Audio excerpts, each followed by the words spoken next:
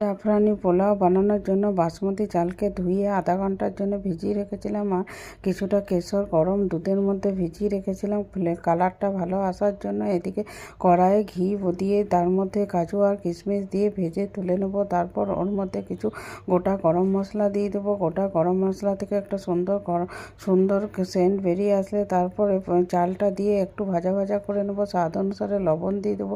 এবার চালটা 2 মিনিট ভাজার পর গরম জল দিয়ে দেবো। যা চাল তার 1.5 গুণ জল দিয়ে আর কাজু বাদামগুলো দিয়ে 5 মিনিট দিয়ে ঢাকে রেখে দেবো একটু হাই ফ্লেমে। তারপর জলটা যখন কমে আসবে তখন স্বাদ অনুসারে চিনি দিয়ে দেবো। তারপর আবার 3 মিনিট হতে দেবো। 3 মিনিট পর গ্যাসের ফ্লেম অফ করার পর আরও 5 মিনিট পর ওই দুধ আর কেশরটা দিয়ে দেবো একটু জায়গায় ছড়িয়ে। তারপর আরও 10 মিনিট ঢেকে রেখে দেবো। 10 মিনিট পর ওটাকে সার্ভ করে দেবো। দেখুন কতটা ঝরঝরে হয়েছে আর কতটা সুন্দর হয়েছে, কতটা সহজভাবে করলাম।